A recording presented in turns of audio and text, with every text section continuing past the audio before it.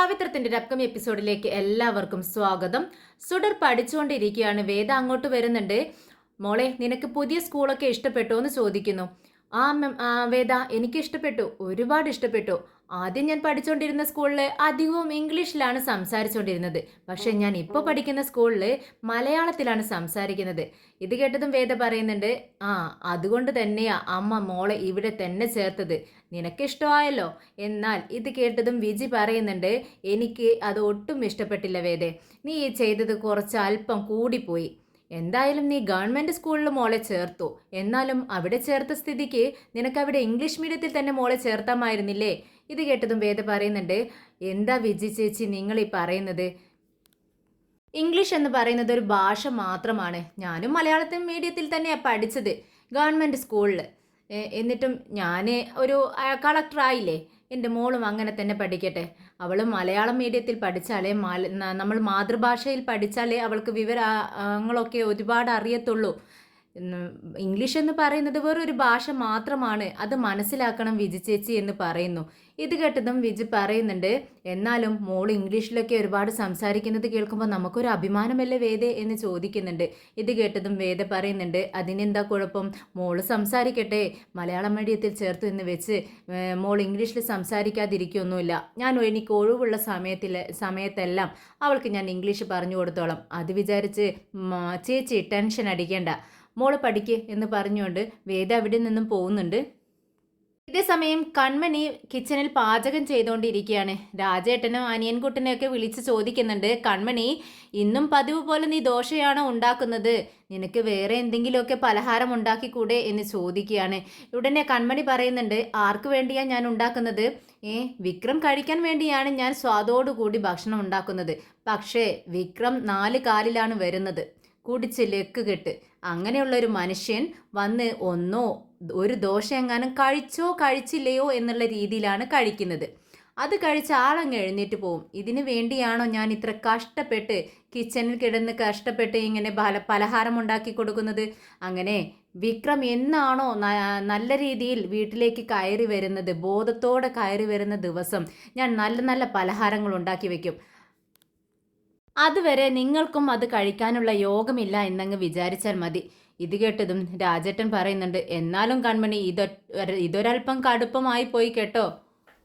അപ്പോഴേക്കും ഉള്ളി അരിഞ്ഞുകൊണ്ടിരിക്കുന്ന കൺമണിയുടെ അച്ഛൻ വിളിച്ച് ചോദിക്കുന്നുണ്ട്, മോളെ, ഇതെല്ലാം ഞാൻ അരിഞ്ഞു വെച്ചിട്ടുണ്ട്, ഇവിടെ ഇന്നത്തെ പേപ്പർ നീ എടുത്തോ എന്ന് ചോദിക്കുകയാണ്. ഉടനെ കൺമണി പറയുന്നുണ്ട്, ഇല്ല ഞാൻ എടുത്തിട്ടില്ല അച്ഛാ, രാജേട്ടൻ എങ്ങനെ എടുത്തോന്ന് ചോദിക്കുകയെന്ന് പറയുമ്പോൾ രാജേട്ടൻ പറയും, ഞാനും എടുത്തില്ല. ഇത് കേട്ടതും കൺമണിയുടെ അച്ഛന് ദേഷ്യം വരുന്നുണ്ട്. കൺമണിയുടെ അച്ഛൻ ഇങ്ങനെ പതുക്കെ പിറുപിറുത്തോണ്ട് നടക്കുവാണ്. എല്ലാവർക്കും ദോശ ചുട്ടാൽ അത് വേണ്ട, ചപ്പാത്തി കഴിക്കണം. എന്നാലോ ഒരു വകയ്ക്ക് വീട്ടിലൊരു ജോലിയും ചെയ്യത്തില്ല, എല്ലാം ഞാനും എൻ്റെ മോളും ചെയ്യണം, വെട്ടി വിഴുങ്ങാൻ ആളുണ്ട് എന്നൊക്കെ പറഞ്ഞുകൊണ്ട് ഇങ്ങനെ പേപ്പർ എടുക്കാൻ വേണ്ടി സിറ്റൗട്ടിലേക്ക് പോവാണ്. ഇതൊക്കെ കേൾക്കുന്നുണ്ട് നമ്മുടെ രാജേട്ടനും അനിയൻകുട്ടനും ഒക്കെ ഇത് കേട്ടോണ്ടിരിക്കുകയാണ്. അവർക്കത്രയ്ക്ക് രസിക്കുന്നില്ല. കൺമണിയുടെ അച്ഛൻ പേപ്പർ എടുത്ത് തുറന്നു നോക്കിയതും അതിലെ ന്യൂസ് കണ്ട്, മോളെ കൺമണി ഓടിവാ എന്ന് പറഞ്ഞുകൊണ്ട് വിളിക്കുന്നുണ്ട്. ഇത് കേട്ട് എല്ലാവരും അങ്ങോട്ടേക്ക് ഓടി വരുവാണ്. കൺമണിയോട് പേപ്പർ ഇതിലൊന്ന് നോക്കു മോളെ, ഇതിലെന്താണ് ന്യൂസ് വന്നിരിക്കുന്നതെന്ന് നോക്കൂ എന്ന് പറഞ്ഞുകൊണ്ട് കൺമണിയുടെ അടുത്തേക്ക് പേപ്പർ എടുത്തു കൊടുക്കുന്നുണ്ട്. കൺമണി ആ ന്യൂസ് വായിച്ചതും കൺമണിയും ഞെട്ടുന്നു. എന്താ കൺമണി എന്ന് രാജേട്ടൻ ചോദിക്കുന്നുണ്ട്. അത് വിക്രമിനെ കളക്ടർ മാഡം എൻകൗണ്ടർ ചെയ്തിരിക്കുന്നു എന്ന് പറയുന്നു കൺമണി. അപ്പോഴേക്കും വിക്രം അങ്ങോട്ട് വന്നിട്ട് അനിയൻകുട്ടനോട് ചോദിക്കുന്നുണ്ട്, അനിയൻകുട്ട, എവിടെ എൻ്റെ ബോട്ടിൽ? ഞാൻ റൂമിൽ വെച്ചതാണല്ലോ, അവിടെ കാണുന്നില്ല. അത് അവിടെ തന്നെ ഉണ്ടല്ലോ വിക്രമേട്ട, എന്നാൽ പോയി എടുത്തോണ്ട് വാ, എനിക്കിപ്പോൾ തന്നെ കുടിക്കണം, വേഗം പോയി എടുത്തോണ്ട് വാ എന്ന് പറയുന്നുണ്ട്. അങ്ങനെ അനിയൻകുട്ടൻ റൂമിലേക്ക് ഓടുന്നുണ്ട്. അപ്പോഴേക്കും രാജേട്ടൻ ന്യൂസ് പേപ്പർ എടുത്ത് വിക്രമിനെ നേരെ നീട്ടിക്കൊണ്ട് പറയുന്നുണ്ട്, വിക്രം, ഇതിലൊരു പ്രധാനപ്പെട്ട ന്യൂസ് ഉണ്ട്, നീ ഇതൊന്ന് നോക്ക്. അതൊന്നും നോക്കാനുള്ള സമയമില്ല, എനിക്കിപ്പോൾ തന്നെ കുടിക്കണം എന്ന് പറഞ്ഞുകൊണ്ട് ആകെ വിറച്ചോണ്ട് നിൽക്കുകയാണ് വിക്രം. പെട്ടെന്ന് രാജേട്ടൻ പറയുന്നുണ്ട്, വിക്രം, നീ എന്താണ് ഈ പറയുന്നത്? നിന്നെക്കുറിച്ചുള്ളൊരു ന്യൂസാണ് ഈ പേപ്പറിൽ വന്നിരിക്കുന്നത്, അതുകൊണ്ട് നീ ഇതൊന്നും നോക്ക് എന്ന് ഇങ്ങോട്ട് താ എന്ന് പറഞ്ഞുകൊണ്ട് വിക്രം അത് മേടിച്ച് നോക്കുന്നുണ്ട്. അപ്പോഴേക്കും കൺമണി പറയുന്നുണ്ട്, കളക്ടർ മാഡം വിക്രം നിന്നെ എൻകൗണ്ടർ ചെയ്തിരിക്കുന്നു. ഇങ്ങനെ ചുട്ടുതള്ളാൻ മാത്രം നിന്നോട് അത്രയ്ക്ക് പകയുണ്ടോ മാഡത്തിനെന്ന് ചോദിക്കുന്നു. ഇത് കേട്ടതും വിക്രം പറയുന്നുണ്ട്, അതൊന്നും കുഴപ്പമില്ല, അവൾ കളക്ടറാണെങ്കിൽ അതിനു മുൻപ് അവൾ എൻ്റെ ഭാര്യയായിരുന്നു, അതുകൊണ്ട് തന്നെ അവൾ എന്നെ ഒരു വട്ടം കൊന്നു കഴിഞ്ഞു. ഇനി രണ്ടാമതൊരു വട്ടം കൂടി കൊല്ലാൻ അവൾക്ക് കഴിയുമെങ്കിൽ അവൾ കൊല്ലട്ടെ, എനിക്കൊരു പ്രശ്നവുമില്ല എന്ന് പറഞ്ഞുകൊണ്ട് ആ ന്യൂസ് പേപ്പറിൽ ഇത്രയും വലിയൊരു ന്യൂസ് വന്നിട്ടും അത് കാണാത്തതുപോലെ വിക്രം നെവർ മൈൻഡാക്കി അപ്പുറത്തേക്ക് പോകുന്നു ബോട്ടിലും വാങ്ങിക്കൊണ്ട്. എന്നാൽ കൺമണിക്ക് അത് വിശ്വസിക്കാൻ കഴിയുന്നില്ല. കൺമണി അച്ഛനോടും രാജേട്ടനോടും ഒക്കെ ആയിട്ട് പറയുന്നുണ്ട്. എന്നാലും ഈ വേദ എന്ന് പറയുന്നത് വിക്രമിൻ്റെ ഭാര്യ ആയിരുന്നില്ലേ? എന്നിട്ടും ഒരു ഭാര്യയായ സ്ത്രീക്ക് ഒരാളെ ഇത്രയ്ക്ക് വെറുക്കാൻ കഴിയോ? കൊല്ലാൻ മാത്രം വെറുക്കാൻ കഴിയോ എന്ന് ചോദിക്കുന്നുണ്ട്. എന്തായാലും ഞാൻ ഇതങ്ങനെ വിട്ടുകൊടുക്കാൻ തീരുമാനിച്ചിട്ടില്ല. ഞാൻ ഹ്യൂമൻ റൈറ്റ്സ് കമ്മീഷനിൽ പരാതി കൊടുക്കാൻ പോവുകയാണെന്ന് കൺമണി പറയുന്നുണ്ട്. വേദ റൂമിലെങ്ങനെ ഫോണിൽ സംസാരിച്ചുകൊണ്ടിരിക്കുകയാണ്. പുറത്ത് കോളിംഗ് ബെൽ അമർത്തുന്ന സൗണ്ട് കേട്ട് വേദ പെട്ടെന്ന് തന്നെ ഡോറ് തുറന്ന് നോക്കുവാണ്. അത് വേദയുടെ അച്ഛൻ ശങ്കരനാരായണനാണ്. ശങ്കരനാരായണനെ കണ്ടതും വേദയ്ക്ക് പ്രത്യേകിച്ച് വ്യത്യാസമൊന്നുമില്ല. ഇഷ്ടമില്ലാത്ത ഭാവമാണ് മുഖത്ത് കാണുന്നത്. പെട്ടെന്ന് അങ്ങ് തിരിഞ്ഞു നടക്കുന്നുണ്ട്. ശങ്കരനാരായണനാണെങ്കിൽ ഹാളിലെല്ലാം ഇങ്ങനെ തിരയുന്നത് കണ്ട് വേദ പറയുന്നുണ്ട്, മോൾ ഉറങ്ങുവാണ്. ഇത് കേട്ടതും ശങ്കരനാരായണൻ ഫോണ് കയ്യിലെടുക്കുകയാണ് പോക്കറ്റിൽ നിന്നും. എന്നിട്ട് പറയുന്നുണ്ട്, വേദേ നീ എന്ത് വിചാരിച്ചാണ് ഇങ്ങനെയൊക്കെ ചെയ്യുന്നത്? ഇത് കേട്ടതും വേദ ചോദിക്കുന്നുണ്ട്, എന്താ പ്രശ്നം? എനിക്കറിയില്ല, എന്തുദ്ദേശിച്ചാണ് നിങ്ങളിത് ചോദിച്ചത്? അത് കേട്ടതും ശങ്കരനാരായണൻ പറയുന്നുണ്ട്, ഇന്നത്തെ ന്യൂസ് നീ കണ്ടില്ലേ? നീ തന്നെ അല്ല, കാണാനെന്താ ഉള്ളത്? നീ തന്നെയല്ലേ ന്യൂസ് കൊടുത്തത് പത്രക്കാർക്ക്, വിക്രമിനെ എൻകൗണ്ടർ ചെയ്യാൻ. ഇത് കേട്ടതും എൻകൗണ്ടർ ചെയ്യാനോ? എന്താ ഈ പറയുന്നത്? ഞാൻ അങ്ങനെ ഒരു ന്യൂസ് കൊടുത്തിട്ടില്ലല്ലോ. അങ്ങനെ കൊടുത്തിട്ടുണ്ടെങ്കിൽ തന്നെ അത് പോലീസായിരിക്കും. എൻ്റെ ജോലി അഡ്മിനിസ്ട്രേഷൻ ഡിപ്പാർട്ട്മെൻറ്റിലല്ലേ. ഇത്തരം കാര്യങ്ങളൊക്കെ പോലീസുകാരല്ലേ നോക്കുന്നത്. അവർ ചെയ്തതായിരിക്കുമെന്ന് പറയുന്നു. എന്നാൽ ശങ്കരനാരായണൻ വീണ്ടും വീണ്ടും വേദയോട് ചോദിക്കുന്നുണ്ട്, വേദേ നീ സത്യം പറ, നീ വിക്രമിനെ എൻകൗണ്ടർ ചെയ്യാൻ വേണ്ടി ഉത്തരവിറക്കിയിട്ടില്ലേ? സത്യമാണോ നീ പറയുന്നത്? നിനക്ക് അങ്ങനെ ഒരു ഉദ്ദേശവും ഇല്ലേ എന്ന് ചോദിക്കുന്നുണ്ട്.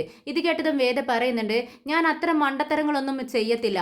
എനിക്കറിയാം നിയമം എങ്ങനെ കൊണ്ടുപോകണമെന്ന്. എന്താണ് നിയമമെന്നും എനിക്കറിയാം. നിയമത്തിന് നിരക്കാത്തതൊന്നും ചെയ്യില്ല. അത് നിങ്ങൾക്ക് അറിയാവുന്ന കാര്യമല്ലേ. അങ്ങനെ ഒരു ന്യൂസ് ഞാൻ ഒരു പത്രക്കാർക്കും കൊടുത്തിട്ടില്ല. ഇവിടെ നോക്കട്ടെ ആ ന്യൂസ് എന്ന് പറയുമ്പോൾ കയ്യിലുള്ള ഫോണിലെ ആ ന്യൂസ് എടുത്ത് കൊടുക്കുന്നുണ്ട് ശങ്കരനാരായണൻ. അത് വായിച്ചുകൊണ്ട് വേദ പറയുന്നുണ്ട്, ഞാനൊന്ന് അന്വേഷിക്കട്ടെ, എന്തായാലും ഈ പത്രക്കാരുടെ നമ്പർ ഒന്ന് കളക്ട് ചെയ്യട്ടെ എന്ന് പറയുമ്പോഴേക്കും ശങ്കരനാരായണൻ പറയുന്നുണ്ട്, ഞാൻ നമ്പറൊക്കെ കളക്ട് ചെയ്ത് വെച്ചിട്ടുണ്ട്, ഞാൻ നിൻ്റെ ഫോണിലേക്ക് സെൻഡ് ചെയ്യാം, നീ ഇപ്പം തന്നെ വിളിച്ചു നോക്കെന്ന് പറയുന്നു. പെട്ടെന്ന് വേദ ആ നമ്പറിലേക്ക് വിളിച്ചു നോക്കുവാണ്. അപ്പുറത്തു നിന്നും ഹലോ എന്ന് പറയുമ്പോൾ വേദ പറയുന്നുണ്ട്, ഞാൻ കളക്ടർ വേദ ശങ്കരനാരായണൻ. എന്നെക്കുറിച്ച് നിങ്ങൾ ഇന്നത്തെ പത്രത്തിൽ കൊടുത്തിരിക്കുന്നത് ഫേക്ക് ന്യൂസ് അല്ലേ? നിങ്ങൾക്ക് ആരാണ് ഈ ന്യൂസ് തന്നതെന്ന് ചോദിക്കുന്നു. ഉടനെ പത്രക്കാരൻ പറയുന്നുണ്ട്, അത് ഞങ്ങൾക്ക് പറയാൻ പറ്റത്തില്ല ആരാണ് ന്യൂസ് തന്നതെന്ന്. അത് പുറത്ത് പറയാൻ പാടില്ല. എന്തായാലും ഞങ്ങൾക്ക് അങ്ങനെ ഒരു ന്യൂസ് കിട്ടി. അങ്ങനെ ഫേക്ക് ന്യൂസ് കിട്ടിയാൽ അത് അന്വേഷിക്കാതെ നിങ്ങളിങ്ങനെ പത്രത്തിൽ ഇടാൻ പബ്ലിഷ് ചെയ്യാൻ പാടുമോ?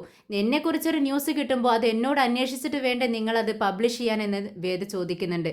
എന്നാൽ പത്രക്കാരൻ പറയുന്നുണ്ട്, ഇല്ല, ഞങ്ങൾ അങ്ങനെ അന്വേഷിക്കാൻ വേണ്ടി നിന്നാൽ ഞങ്ങളുടെ ആ ന്യൂസ് മറ്റുള്ള പത്രക്കാർക്ക് കിട്ടിയാൽ അവരത് പബ്ലിഷ് ചെയ്യത്തില്ലേ? അങ്ങനെ ഞങ്ങളുടെ ഒരു ഇമേജ് പോവത്തില്ലേ? അതുകൊണ്ടാണ് ഞങ്ങൾ ഇത് പെട്ടെന്ന് തന്നെ പബ്ലിഷ് ചെയ്തത്. അപ്പോൾ വേദ പറയുന്നുണ്ട്, ഇതൊരു ഫേക്ക് ന്യൂസാണ്. എന്തായാലും നിങ്ങൾക്ക് നേരെ ഞാൻ എന്തായാലും നിയമത്തിന് നേരിടേണ്ടി വരും. ഞാൻ എന്തായാലും കേസ് കൊടുക്കും നിങ്ങൾക്കെതിരെ എന്ന് പറഞ്ഞുകൊണ്ട് വേദ പെട്ടെന്ന് കോൾ കട്ട് ചെയ്യുന്നുണ്ട്. എന്ന് വേദ ശങ്കരനാരായണനോട് പറയുന്നുണ്ട്, എന്തോ പ്രശ്നമുണ്ട്, ആരോ ഫേക്ക് ന്യൂസ് കൊടുത്തിരിക്കുകയാണ് അവർക്ക്. ആരാണെന്ന് ചോദിച്ചിട്ട് പറയുന്നുമില്ല. എന്തായാലും എല്ലാവരും അറിഞ്ഞിരിക്കുന്നു. പെട്ടെന്ന് തന്നെ ന്യൂസ് സ്പ്രെഡായിട്ടുണ്ടെന്ന് പറയുന്നു. ഉടനെ ശങ്കരനാരായണനും അത് ശരിവെക്കുന്നുണ്ട്. നീ പറഞ്ഞത് ശരിയാണ് വേദേ, ഇത് ന്യൂസ് എല്ലായിടത്തും സ്പ്രെഡിങ് ആയിട്ടുണ്ട്. എന്തായാലും ഇനി എന്ത് ചെയ്യും? ആരോ ഇതിനിടയിൽ കളിക്കുന്നുണ്ട്. പെട്ടെന്ന് വേദ പറയുന്നുണ്ട്, ഇന്നലെ ഒരു അജ്ഞാത കോള് സ്റ്റേഷനിലേക്ക് വന്നിട്ടുണ്ടായിരുന്നു. വിക്രമിൻ്റെ ആളുകൾ എന്നെ വധിക്കാൻ ശ്രമിക്കുന്നു എന്ന് പറഞ്ഞുകൊണ്ട്. ഇത് കേട്ടതും ശങ്കരനാരായണൻ പറയുന്നുണ്ട്, എന്താ വേദ ഇത്? വിക്രം അങ്ങനെ ചെയ്യുമെന്ന് നീ വിശ്വസിക്കുന്നുണ്ടോ? എനിക്കറിയത്തില്ല എന്ന് വേദ പറയുന്നു. ഉടനെ ശങ്കരനാരായണൻ പറയുന്നുണ്ട്, നിനക്കറിയില്ലെങ്കിൽ എനിക്കറിയാം. നിനക്കെതിരെ അവൻ അങ്ങനെയൊന്നും ചെയ്യത്തില്ല. അവനക്ക് അതിന് കഴിയേയില്ല. അത് നിനക്കും അറിയാവുന്നത് തന്നെയാണ്. പക്ഷെ നീ അത് അറിയുന്നില്ല എന്ന് നടിക്കുന്നു.